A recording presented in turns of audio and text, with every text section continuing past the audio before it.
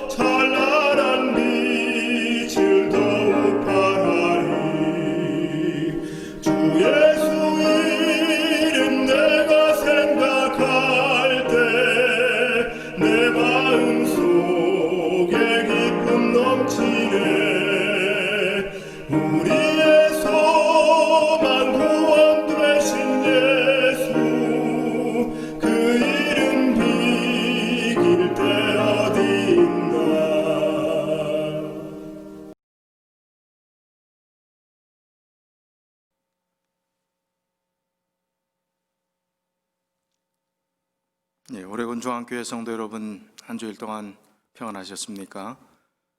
오늘 본당에서 생방송으로 예배를 드리려고 다 준비를 하고, 또 미디어 팀이 수고를 많이 해주셔서 아침 8시부터 다 준비를 해놓았는데, 마지막 판에 연결에 문제가 생겨서 다시 녹화를 해서 조금 늦게 여러분들께 설교를 들려드리게 된 것을 죄송하게 생각합니다. 양해해 주시고, 다음부터는 더 잘 준비되어서 생방송으로 다음 주부터는 차질 없이 진행할 수 있도록 노력하겠습니다. 미디어 팀이 아주 애가 타서 힘들어하는 모습, 수고하는 모습을 보니까 너무 참 감사하고, 또 수고에 우리 교우님들께서 격려해 주시면 좋을 것 같습니다. 오늘 말씀의 제목은 유쾌하게 되는 날이라 하는 제목으로 같이 은혜를 나누겠습니다. 본문의 말씀은 사도행전 3장 11절로 21절 말씀입니다. 사도행전 3장 11절로 21절 개역 한글판 성경으로 제가 봉독하겠습니다. 나은 사람이 베드로와 요한을 붙잡으니 모든 백성이 크게 놀라며 달려 나아가 솔로몬의 행각이라 칭하는 행각에 모이거늘 베드로가 이것을 보고 백성에게 말하되 이스라엘 사람들아, 이 일을 왜 기이히 여기느냐? 우리 개인의 권능과 경건으로 이 사람을 걷게 한 것처럼 왜 우리를 주목하느냐? 아브라함과 이삭과 야곱의 하나님 곧 우리 조상의 하나님이 그 종 예수를 영화롭게 하셨느니라. 너희가 저를 넘겨주고 빌라도가 놓아주기로 결안한 것을 너희가 그 앞에서 부인하였으니 너희가 거룩하고 의로운 자를 부인하고 도리어 살인한 사람을 놓아주기를 구하여 생명의 주를 죽였도다. 그러나 하나님이 죽은 자 가운데서 살리셨으니 우리가 이 일의 증인이로라. 그 이름을 믿음으로 그 이름이 너희 보고 아는 이 사람을 성하게 하였나니 예수로 말미암아 난 믿음이 너희 모든 사람 앞에서 이같이 완전히 낫게 하였느니라. 형제들아, 너희가 알지 못하여서 그리하였으며 너희 관원들도 그리한 줄 아노라. 그러나 하나님이 모든 선지자의 입을 의탁하사 자기의 그리스도의 해받으실 일을 미리 알게 하신 것을 이와 같이 이루셨느니라. 그러므로 너희가 회개하고 돌이켜 너희 죄 없이 함을 받으라. 이같이 하면 유쾌하게 되는 날이 주 앞으로부터 이를 것이요 또 주께서 너희를 위하여 예정하신 그리스도 예수를 보내시리니 하나님이 영원 전부터 거룩한 선지자의 입을 의탁하여 말씀하신 바 만유를 회복하실 때까지는 하늘이 마땅히 그를 받아두리라. 사도행전 이 3장의 말씀은 우리가 잘 아는 사건입니다. 이제 베드로가 성전 예배를 위해서 성전에 들어가려고 했을 때 나면서부터 평생 걷지 못했던 장애인이 그 앞에서 구걸을 합니다. 그때 내가 가진 돈은 없지만 금과 은은 내게 없거니와 나사렛 예수 그리스도의 이름으로 이르노니 일어나 걸으라 하는 그 명령의 말씀이 있고 그의 손을 잡아 일으키니 그가 걷게 된 사건 이후에 이루어지는 말씀입니다.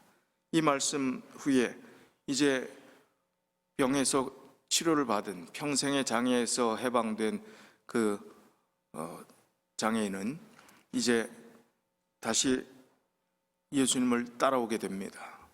그냥 자기의 길을 가지 않고 예수님을 따라와서 지금 11절에 나은 사람이 베드로와 요한을 붙잡았다 그렇게 표현하고 있습니다. 솔로몬의 행각이라는 것에 많은 사람들이 웅성거리며 모였습니다. 왜냐하면 늘 그 자리에서 구걸하던 그 거린이 여기 지금 완전히 건강한 모습으로 회복돼서 사람들 앞에 서 있는 것을 보았기 때문입니다. 너무나 신기한 장면입니다. 그때 베드로가 이것을 보고 이스라엘 사람들에게 이것을 왜 기이하게 여기느냐, 이것은 우리의 개인의 능력으로 한 것이 아니라고 이야기를 합니다. 이것은 바로 하나님께서 하시는 것, 바로 예수 그리스도께서 그렇게 하시는 것이지 우리에게 초점을 맞추지 말라, 우리에게 시선을 돌리지 말라는 것입니다. 우리가 받을 영광이 아니라는 이야기를 하는 것입니다. 그리고 이제 설교하는 것입니다. 너희가 빌라도가 이제 놓아주기로 예수님을 그렇게 결정했지만 너희들은 살인자를 오히려 놓아달라 하고 예수님을 잡아 사형 선고를 해달라고 이야기를 하면서 결국에 죽게 만들었던 그 당사자들이 너희들이 아니냐. 그러면서 원망보다는 그렇게 된 잘못된 사실에 대해서 비난하기보다는 형제들아 너희가 알지 못하여 그리하였으며 알지 못해서 그랬다. 너희들뿐만 아니라 그냥 평범하게 별로 관계되지 않았던 이 서민들, 평민들 너희들뿐만 아니라 관원들도 알지 못해서 그랬다는 것입니다. 십자가에 달려 예수님을 죽게 만들었던 그런 모든 관원들조차도 알지 못해서 그랬다는 것입니다. 무엇을 알지 못했다는 것입니까? 그가 하나님의 아들임을, 그가 구원자임을, 메시아임을 알지 못했기 때문에 그런 결과들을 가져올 수 있었음을 이야기하는 것입니다. 그런 상황들을 설명하면서 베드로는 강하게 힘을 주어서 이야기를 합니다. 이제 하나님이 모든 선지자의 입을 의탁하사 자기의 그리스도의 해받으실 일을 미리 알게 하신 것을 이와 같이 이루셨느니라. 예수님께서 십자가의 구원을 위해서 돌아가시기로 구약 성경에 이미 예언되었고 그 예언이 이루어졌다는 것입니다. 그래서 알지 못하고 그랬던 너희들을 더 이상 책망하지 않겠다고 이야기를 하면서 그러나 중요한 것은 반드시 꼭 너희들이 가져야 될 중요한 결단은 회개하라는 것입니다. 회개하여 유쾌한 날을 너희들이 맞이하라는 것입니다. 그래서 그러므로 너희가 회개하고 돌이켜 너희 죄 사함을 받으라. 이같이 하면 유쾌하게 되는 날이 주 앞으로부터 이를 것이요. 19절에 주신 이 말씀에 회개해야 유쾌한 날이 이르게 될 것임을 분명하게 강조를 했습니다. 우리 그리스도인들이 유쾌하게 살아가는 그것은 이 땅에서 그리스도인들이 가져야 될 믿음의 귀한 덕성이라고 생각을 합니다. 우리 오레곤 중앙교회 성도님들을 우리 한 분 한 분 떠올리면서 어떤 분이 가장 유쾌한 분인가 한번 생각을 해보시면 좋겠습니다. 늘 싱글벙글하고 이 세상 삶이 그렇게 녹록지 않음에도 불구하고 늘 미소를 잃지 않고 늘 밝고 긍정적으로 살아가는 분이 어떤 분이십니까? 누구라고 답을 하진 않겠습니다만은 아마 여러분 마음속에 어떤 분이 참 긍정적이고 밝고 늘 싱글벙글하는 분이구나 하는 분들이 떠오리라고 생각합니다. 그런 분들이 많이 떠오르지 않는다면 우리가 다시 한번 반성해야 합니다.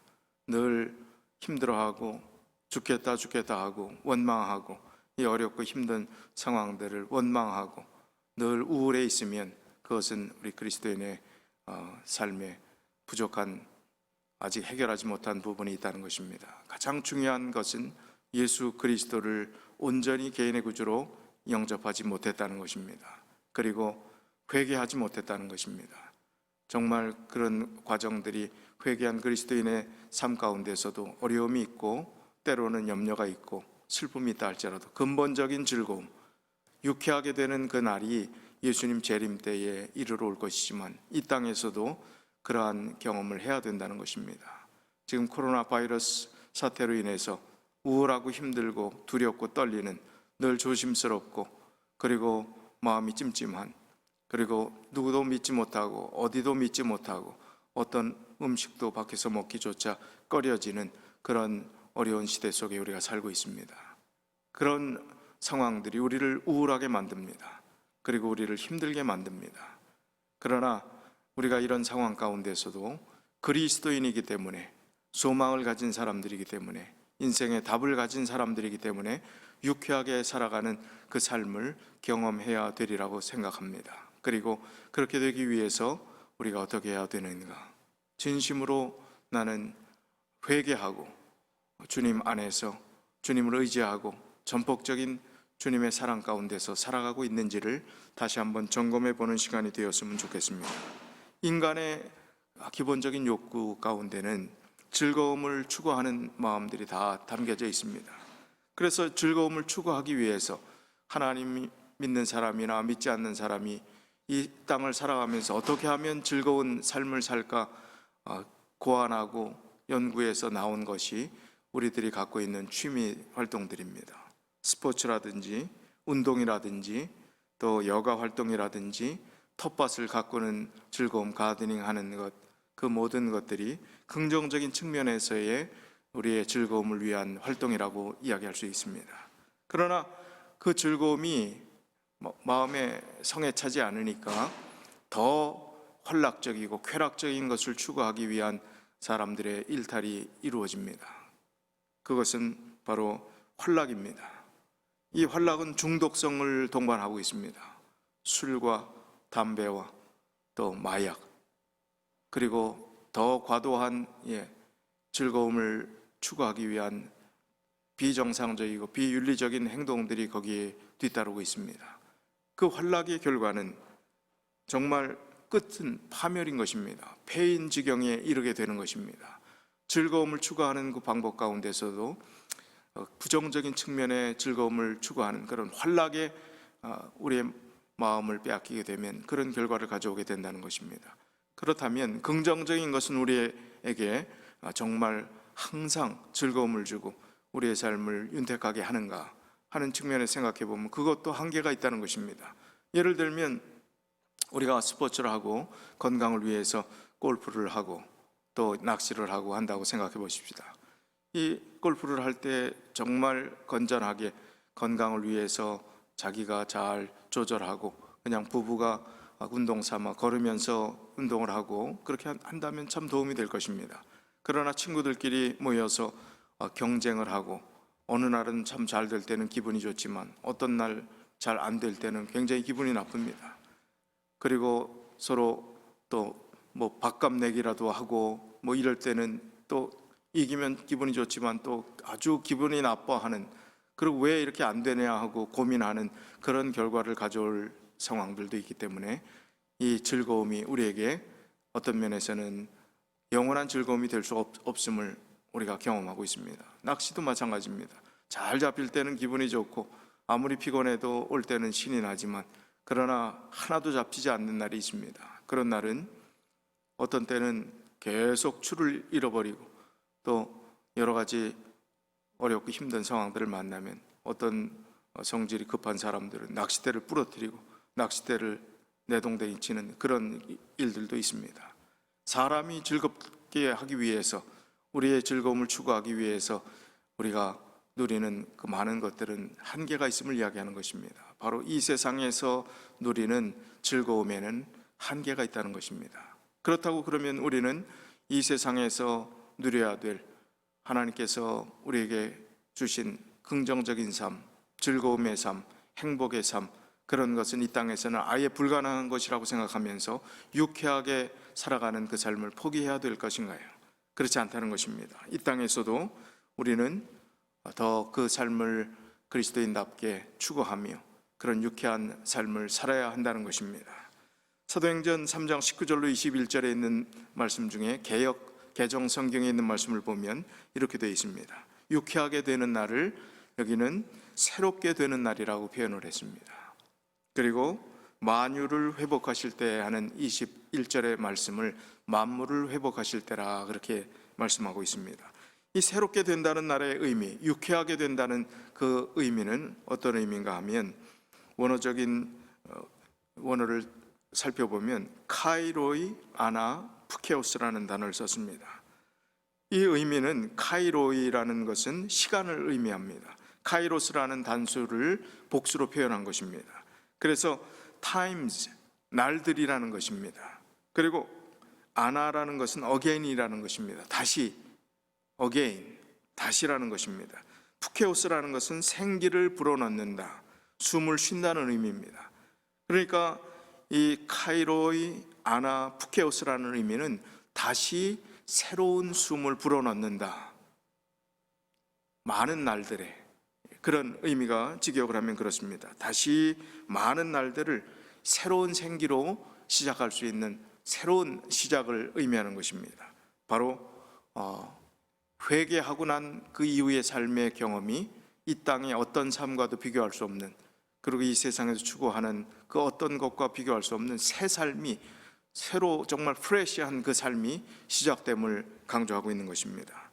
여기 이 새 숨을 불어넣는다는 그 카이로 야나 푸케오스라는 이 단어를 생각해 보면서 우리가 떠오르는 성경절은 창세기 2장 7절에 하나님께서 이 세상을 창조하실 때 인간을 창조하는 만드시는 그 과정이 떠오릅니다.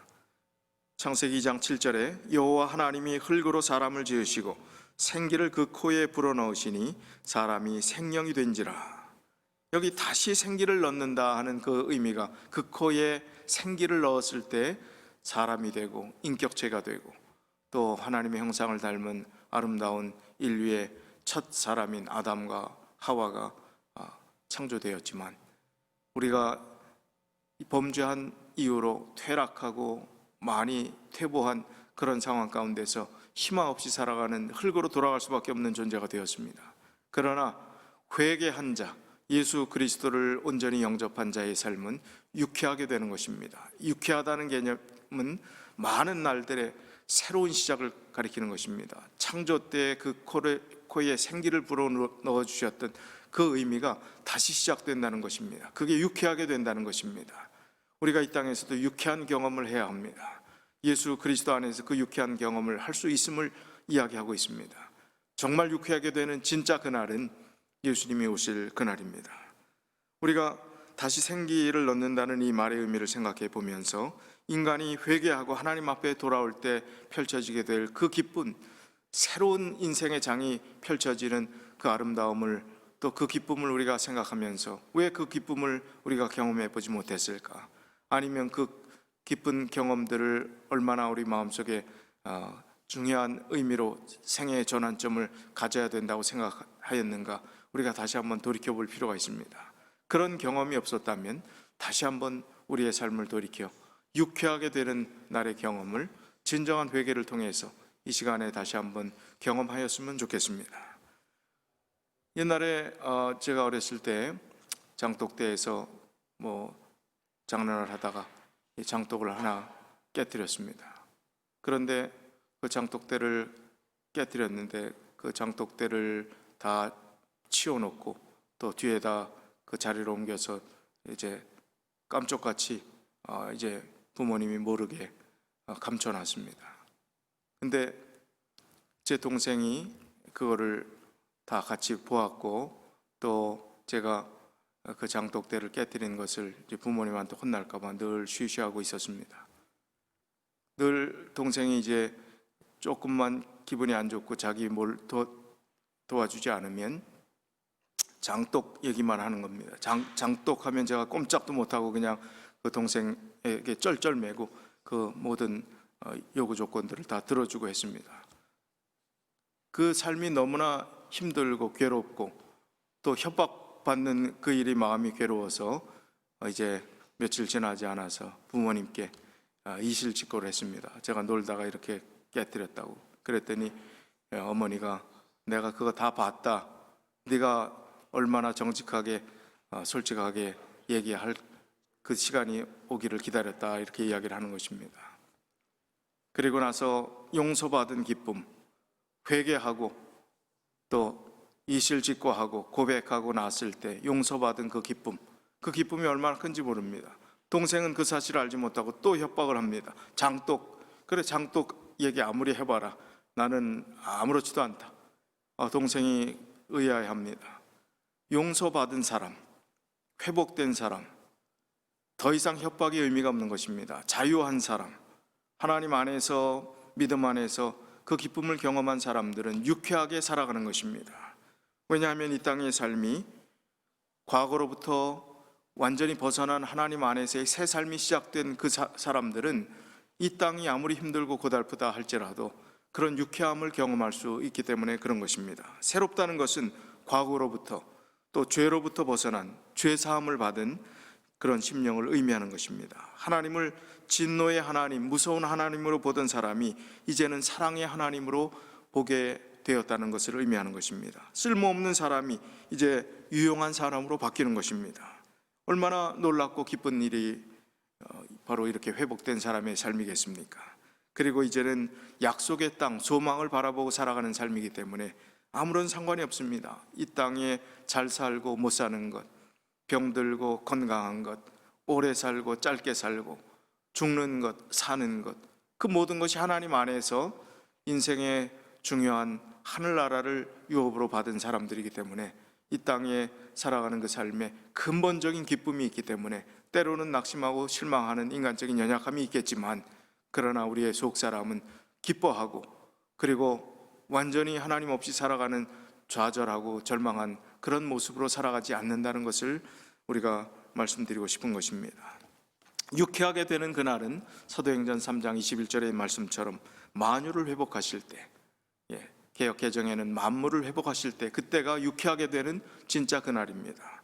바로 그때까지 예수님을 하늘에 붙잡아 두시겠다, 그런 표현입니다. 그때까지 재림의 시간이, 예수님이 오실 때까지 어려움이 있을 수 있음을 이야기하는 것입니다. 재림의 때, 우리가 살아가는 이 세상이 힘들고 재림의 때만 유쾌할 거라고 생각하면서 지금 살아가는 삶은 유쾌할 일이 없다고 생각하면서 우울하게 평생 그렇게 살아가야 되겠습니까? 그렇지 않다는 것입니다. 사도행전 551쪽에 보면 여기에 현세에서도 우리가 유쾌하게 살아야 되고 유쾌하게 살 수 있음을 이렇게 표현하고 있습니다. 하나님께 대한 최고의 사랑과 상호 간의 이기심 없는 사랑, 이것이 우리의 하늘 아버지께서 주실 수 있는 최고의 선물이다. 이것은 충동이 아니요 거룩한 원칙이며 항구적인 능력이다. 성별되지 않은 마음은 이 사랑을 일으키거나 산출할 수 없다. 예수께서 다스리시는 마음 속에서만 이 사랑이 나타난다. 우리가 사랑함은 그가 먼저 우리를 사랑하셨음이라. 거룩한 은혜로 새롭게 된 마음 속에서 사랑은 행동을 지배하는 원칙이다.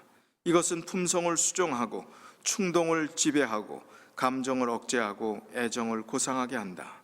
마음속에 간직된 이 사랑은 생활을 유쾌하게 해주고 주위에 있는 모든 사람에게 품위 있는 감화를 끼친다. 이 땅에서도 가능하다는 것입니다. 마음속에 그리스도의 사랑이 있는 사람, 그 사랑이 우리 마음을 지배하게 된다면, 예수 그리스도의 사랑이 우리의 마음에 충만하다면 우리는 이 땅에서도 얼마든지 유쾌한 삶을 스스로 경험할 수 있고 다른 사람들에게 그런 감화를 끼치며 살 수 있음을 강조하고 있는 것입니다. 이제 우리가 회개의 중요성을 다시 한번 돌이켜보며 생각해야 되겠습니다. 회개하지 않고서는, 우리가 돌이키지 않고서는 그런 유쾌함을 경험할 수 없습니다. 회개하지 않고 구원받을 수 있을까요? 불가능한 일입니다.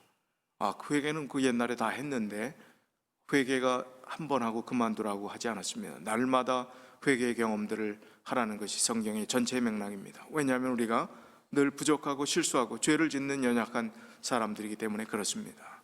늘 우리는 반복되는 실수를 저지르고 또 연약하여 또 넘어지고 무너지기 때문에 염치가 없어서 회개를 못한다라고 이야기하는 사람이 있을지 모르겠습니다. 그러나 우리는 끝까지 포기하지 않고 회개의 자리에 나와야 합니다. 그리고 주님 앞에 우리의 모든 연약함을 고백하고 다시 새로움을 얻어야 합니다. 유쾌함을 경험해야 하는 것입니다. 성경 곳곳에 회개를 촉구하는 기별들이 많이 있음을 압니다. 요엘서 2장 13절에 보면 너희는 옷을 찢지 말고 마음을 찢고 너희 하나님 여호와께로 돌아올지어다.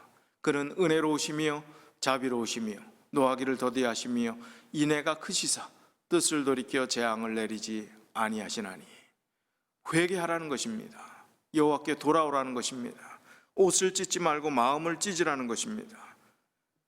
회개하라는 것, 그리고 주님께서 기다리신다는 것, 오래 참으신다는 것, 은혜로우시며 자비로우시며 노하기를 더디하시며 인애가 크시사 뜻을 돌이켜 재앙을 내리지 않으려고 하는 것이 하나님의 본심임을 요엘 선지자는 그렇게 표현했습니다. 에스겔 33장 19절에도요, 만일 악인이 돌이켜 그 악에서 떠나 정의와 공의를 행하면 그가 그로 말미암아 살리라.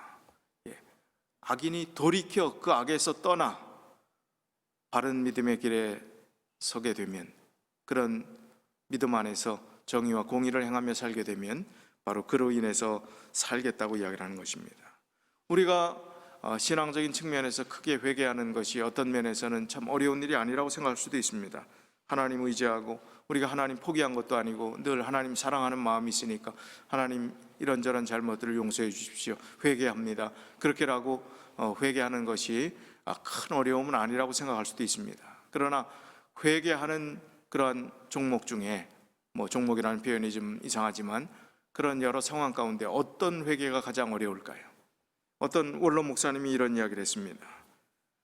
목회하면서 집을 바치는 교인도 보았고, 땅 팔아서 교회를 위해서 헌신한 그런 교인도 보았고, 전세금을 뽑아서 교회 건축하는 데 헌신했던 그 교인도 보았다는 겁니다. 옛날 어려웠던 시절에는 하나님의 성전을 건축하기 위해서 정말 그렇게 간절히 원했는데 돈이 없으니까 피를 뽑아 팔아서 헌금하는 교인도 보았다는 것입니다. 그러나 이 원로 목사님의 마지막 이야기는, 그러나 자기가 그런 헌신적인 사람은 보았지만 자기 성질을 뽑아 바친 교인은 한 사람도 못 보았다, 그렇게 이야기를 했습니다. 이 사실에 다 동의할 수는 없지만 시사하는 바가 크다고 생각합니다.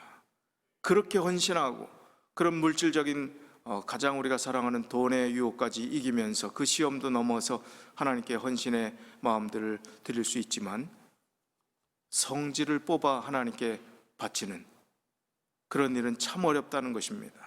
가장 어려운 회개가 그런 것이라는 것입니다. 그래서 히브리 기자는 히브리서 12장 14절 15절에 이렇게 말하고 있습니다. 모든 사람과 더불어 화평함과 거룩함을 따르라. 이것이 없이는 아무도 주를 보지 못하리라.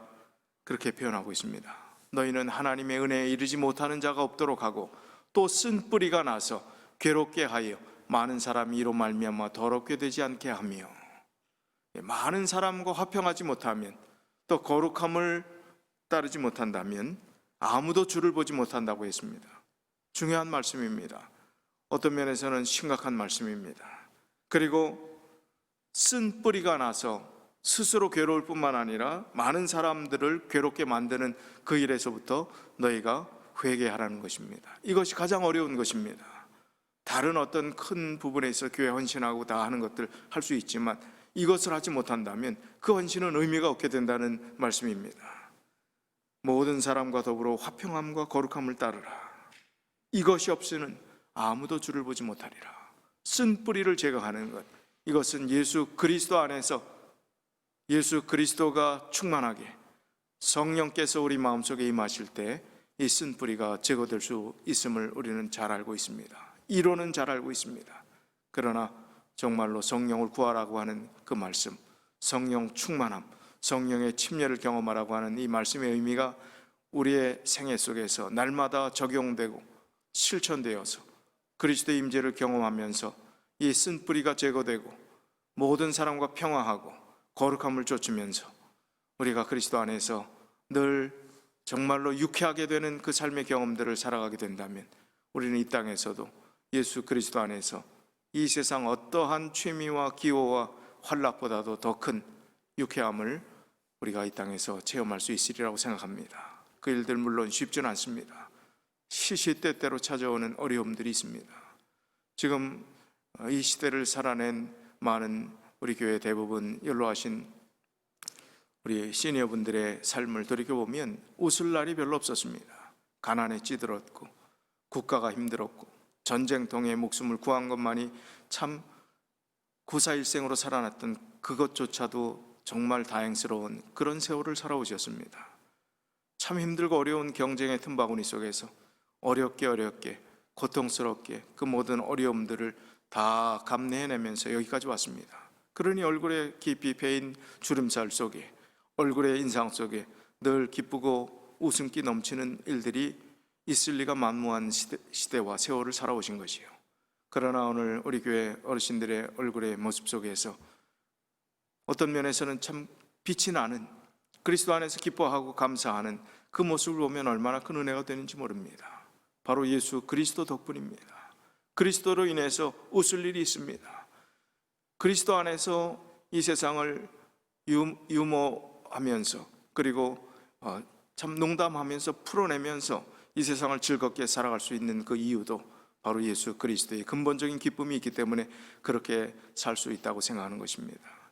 이왕 우리가 아직까지 살아있고 하나님께서 기회를 주셨다면 이제 이 땅에 살아가는 남은 시간들을 유쾌하게 살아야 되지 않겠습니까? 아무리 우리의 현실이 어렵고 지금 코로나 바이러스로 인해서 조심조심해야 되는 이 상황이지만, 그러나 유쾌함을 잊어버리지 않아야 되지 않겠습니까? 또 잃어버리지 않아야 되지 않겠습니까? 천상병 시인의 사진을 제가 보지 않았습니다. 그냥 시는 몇 개 좋아하는 시가 있었지만 천상병 시인의 사진을 보고 참 그 얼굴이 얼마나 천진난만한지요. 그 얼굴이 여러분 보이는 이 사진을 보면 얼마나 참 해맑은 모습일까요? 그러나 이분의 삶의 모습을 살펴보면 이분의 삶은 얼마나 힘든 시간들을 보냈는지 모릅니다. 이분은 똑똑한 사람이었습니다. 서울대학 상대를 졸업하고 부산시청에 근무하면서 시인 활동을 하고 또 평론가로 활동을 하던 시절에 유럽에 유학을 갔던 친구로부터 술 한 잔을 얻어먹고 또 막걸리 값을 받았습니다. 생활이 어렵고 힘든 시절이었으니까 아마 유학 갔던 좀 넉넉했던 친구가 촌지를 줬던 모양입니다. 그 일이 빌미가 돼서 1967년에 있었던 아주 큰 사건, 간첩 사건인 동백님 사건에 연루되었다고 아무런 죄 없이 그 북한 대사관이나 베를린, 독일의 베를린의 북한 대사관이나 또 평양에 왕래를 했던 그 당시 윤희상 씨나 또 화가인 이응로 씨나 그런 사람들, 유명한 사람들이 있었습니다. 그런 사람들과 이제 같은 취급을 받고 단지 그런 활동도 하지 않았음에도 불구하고 남산, 그 당시 무시무시한 중앙정보부에 끌려갑니다. 거기서 숱한 물고문을 받고 여러 차례 어려운 고문을 받고 똑같은 동백님 사건의 간첩으로 오인이 되어서 이 천상병 시인이 아주 고통 가운데 힘든 세월을 보냅니다. 6개월 뒤에 선고유예로 풀려나지만 그 고문 후유증으로 기저귀를 차고 살아야 됐습니다. 성기능 불구자가 되었습니다. 그리고 너무나 힘든 고통 가운데 그가 거지가 되어 거리를 방황하는 그런 시간들을 보냈습니다. 그의 친구들은 그가 죽었다고 그가 냈던 시집들을 모아서 유고 시집을 내기까지 했습니다. 거지로 떠돌던 중에 이제 청량리 정신병원에 강제 감금되는 그런 어려움도 있었습니다. 이런 이 천상병 시인의 파란만장한 그의 삶이 이렇게 힘들고 고통스러웠지만 그의 시의 내용들은 참 긍정적입니다. 그리고 자기가 행복한 사람이라고 이야기를 합니다. 이 시인은 친구들에게 평생을 그래도 괜찮다, 다 괜찮다 그렇게 이야기를 해왔습니다. 자신의 삶을, 이 땅에서 살아가는 삶을 소풍이라고 표현하기까지 했습니다.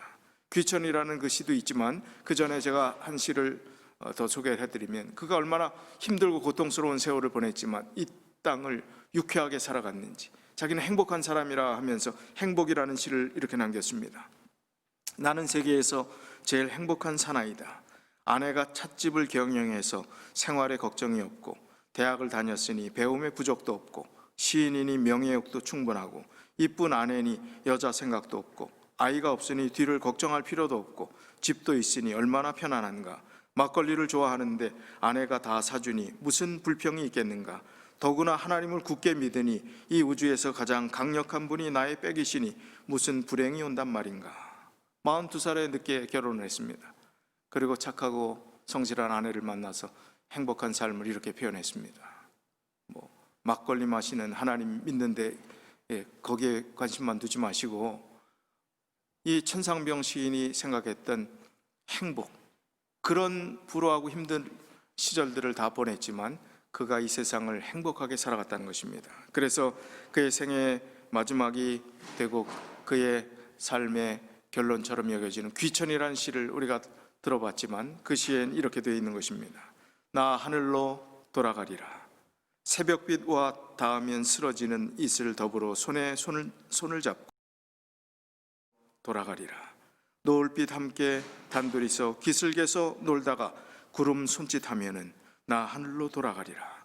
아름다운 이 세상 소풍 끝내는 날 가서 아름다웠더라고 말하리라. 아름다운 이 세상 소풍 끝내는 날 가서 아름다웠다고 말하리라. 이 세상을 소풍 온 것처럼, 소풍 갈 때 기분 나쁜 사람 있을까요? 우리 어렸을 때 국민학교 시절에 소풍 가기 전날은 잠이 안 오지 않습니까? 소풍 가서 먹을 칠성 사이다, 또 김밥, 이게 얼마나 참 특식이었습니까? 소풍 가기 전날 잠을 설치고 가슴 설레던 그 기억들을 우리 다 하고 있습니다. 이 세상을 이 천상병 시인처럼 소풍처럼 살아갈 수는 없을까? 그리스도인이기 때문에, 그리스도 안에서 살기 때문에 이 땅을 소풍처럼 살 수 없을까? 그리고 예수님 재림하시는 그때 이 땅의 삶이 그래도 주님 안에 살았기 때문에 아름다운 나라고 고백할 수는 없을까? 그런 생각들을 해보았습니다. 화이트 부인의 삶의 경험을 그의 자서전을 통해서 엿볼 수 있는데, 화이트 부인께서 남겨놓으신 그 후대 사람들이 편집해 놓은 것이겠지만 그 자서전에 있는 내용들을 좀 소개해 드리면서, 인간이 어떻게 회개하지 않고 감히 하나님이 없다고 이야기할 수 있을까? 하나님을 대적할 수 있을까? 이 화이트 부인의 한 경험을 이야기하면서 우리가 다시 한번 그 교훈을 찾아보고자 합니다. 화이트 부인이 1878년 6월 10일에 샌프란시스코에서 배를 타고 이 바로 오레곤 여기 도착하고 세일럼에서 집회하고 했던 그 기록들이 있습니다. 우리 오레곤주에 있었던 말입니다. 그 내용들을 잠깐 좀 읽어드리겠습니다. 나는 한 여자친구와 J.N. 로프보로 목사와 함께 1878년 6월 10일 오후에 기선 오리건 호를 타고 샌프란시스코를 떠났다. 이 호화로운 기선의 총책임을 맡은 코너 선장은 그의 승객들에게 세심한 관심을 기울였다. 기선이 금문교 밑을 지나 대양에 다다르자 물결이 거칠었다. 바람이 거스러 불고 바다가 바람에 밀려 성난 파도가 일자 기선은 앞뒤로 무섭게 요동하였다. 나는 구름 낀 하늘과 산처럼 높이 밀어닥치는 노도와 무지개 색깔을 반사하며 피어오르는 물거품을 주시하였다. 그 광경은 두렵고도 장엄하였다. 깊은 바다의 신비를 숙고하는 동안 나는 외경심으로 충만해졌다. 바다가 성난이 참으로 무서웠다. 도도한 물결이 으르렁대며 높이 치솟았다가 그느끼듯 신음소리를 내며 다시 떨어지는 장면은 두렵고도 아름다웠다. 나는 무자비한 바람에 짓눌려 신음하다가 고민의 폭발처럼 파도를 높이 치솟게 하는 쉴 사이 없는 물의 운동에서 하나님의 능력의 과실을 볼 수 있었다. 흰 거품이 있는 노도를 바라보고 있노라니 나는 그리스도의 생애의 한 장면, 곧 제자들이 주님의 명령에 순종하여 배를 타고 바다 건너편으로 갈 때의 장면이 회상되었다.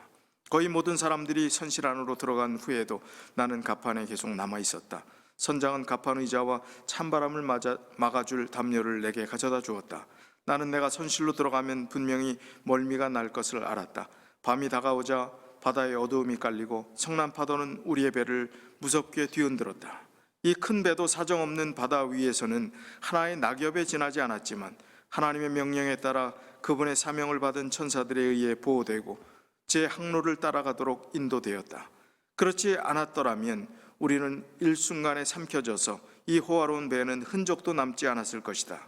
그러나 까마귀를 먹이시며 우리의 머리카락 수요까지 세시는 하나님께서 우리를 잊어버리지 않으실 것이다. 배 위에서의 마지막 날 밤에 나는 나의 하늘 아버지께 감사함을 느꼈다. 나는 거기서 내가 결코 잊지 못할 교훈을 배웠다. 하나님께서는 폭풍 가운데서, 풍랑 가운데서, 그리고 그 후에 따르는 잔잔함 가운데서 내 마음에 말씀하셨다. 그러니 우리가 그분을 경배하지 않을 수 있겠는가? 인간이 하나님의 뜻에 거스려 자기의 뜻을 내세울 수 있을까? 우리가 그토록 능하신 통치자의 성령에 불순종할 수 있을까? 우리가 감히 모든 힘의 근원이시며 그분의 마음에서 모든 피조물에 대한 무한한 사랑과 축복이 샘솟는 지극히 높으신 하나님을 대적할 수 있을까? 우리가 감히 어떻게 하나님을 대적할 수 있겠냐는 말씀입니다. 인간이 하나님의 뜻을 거스려 자기의 뜻을 어떻게 내세울 수 있겠냐는 겁니다. 이 우주를 다스리시고 이 세상의 만물을 창조하신 조물주 되시는 창조주 하나님을 우리가 거스릴 수 없는 것입니다. 그 하나님 안에서 살 때 인생의 풍랑이 오고 거친 어려운 폭풍우가 몰아치고 성난 파도가 우리를 삽시간에 삼켜버릴 것 같은 그런 위기 상황이 온다 할지라도 우리는 그리스도 안에서 그리스도께서 우리의 삶의 결론을 책임져 주심을 믿고 끝까지 믿음 안에서 더 충만한 믿음의 삶을 계속해서 꾸준히 걸어 나가야 하는 것입니다. 이제 우리가 결론적으로 하나님께서 참으시고 인내하시고 기다리시는 그 모든 시간들은 아직도 회개하지 않은 우리의 연약함 때문에, 진심으로 회개하지 않은 이론상으로 명목상으로 그리스도인인 우리들 진정으로 회개하고 돌이키기 위해서 기다리고 계신다는 것입니다. 베드로후서 3장 9절의 말씀, 주의 약속은 어떤 이들이 더디다고 생각하는 것 같이 더딘 것이 아니라 오직 주께서는 너희를 대하여 오래 참으사 아무도 멸망하지 아니하고 다 회개하기에 이르기를 원하시느니라. 주께서 기다리십니다. 바로 우리를 위해서, 한 영혼이라도 더 구원받기 위해서 기다리고 계신다는 것입니다.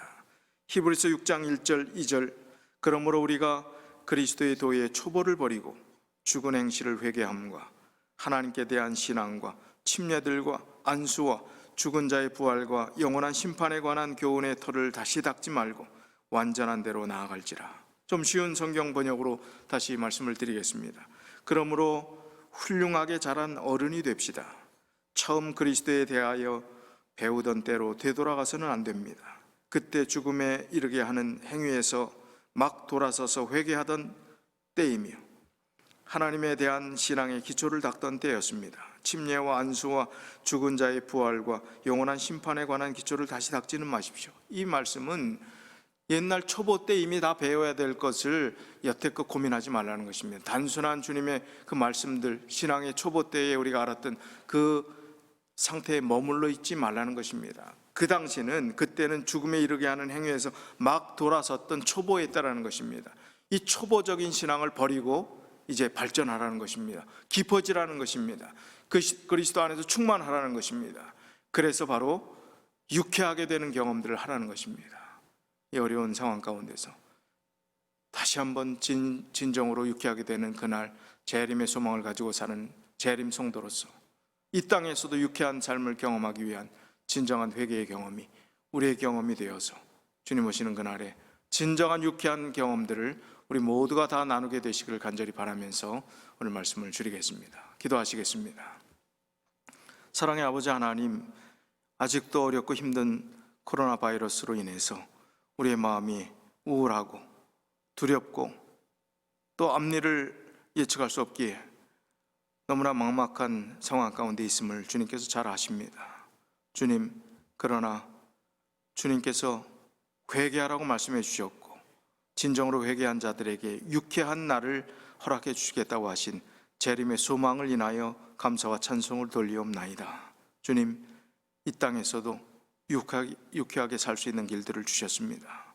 성령을 마음속에 모시고 찾아오신 주님의 손길을 거부하지 않고 성령을 우리 마음속에 내쫓지 않을 때, 우리가 순순히 그리스도 안에서 순복할 때, 그리스도의 사랑이 우리 마음속에 머무르도록 우리가 용인할 때, 우리가 이 세상의 어려움들을 이기고 우리 마음속에 진정한 평안과 유쾌함을 경험할 수 있다고 말씀해 주셨사오니 그 경험이 이 어려움을 이기는 중요한 열쇠가 되게 하시고 해결점이 되게 하셔서 우리 안에 기쁨을 가지고 이 어려운 상황들을 넉넉히 이기는 믿음의 사람들이 다 될 수 있도록 축복하여 주시옵소서.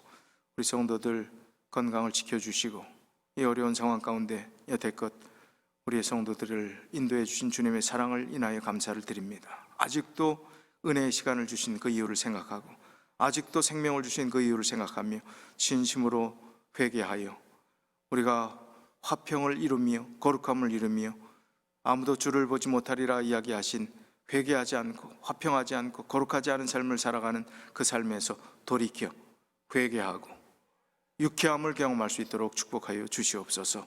어렵고 힘든 이 상황 가운데서 엘리야를 먹이시고 또 이스라엘 백성들에게 교훈해 주셨던 모든 삶의 교훈들을 통해서 광야에서 옷이 헤어지지 않게 하셨던 그 놀라운 기적이, 먹을 것이 없을 때 메추라기와 만나를 통해서 그들을 책임졌던 하나님의 그 사랑이 오늘도 우리 성도들의 삶 가운데 함께 해주셔서 이 어려움을 통과하고 하나님의 은혜를 오히려 찬송하는 그날이 하루속히 올 수 있도록 축복하여 주시옵소서. 한 주일 동안 거칠고 파도가 일렁이는 우리를 삼키려고 하는 이 두려운 세상 속에 또 살겠습니다. 그러나 주님이 계시기에 유쾌함을 잃지 않고 살아가는 우리 모두가 되도록, 새로운 날을 경험할 수 있도록, 새로운 숨을 쉴 수 있도록 축복해 주시옵기를 예수 그리스도 이름으로 간절히 기도드리옵나이다. 아멘. 예, 감사합니다. 성도님 한 주일 동안 믿음 안에서 힘차게 유쾌한 즐거운 삶이 되시기를 간절히 바랍니다.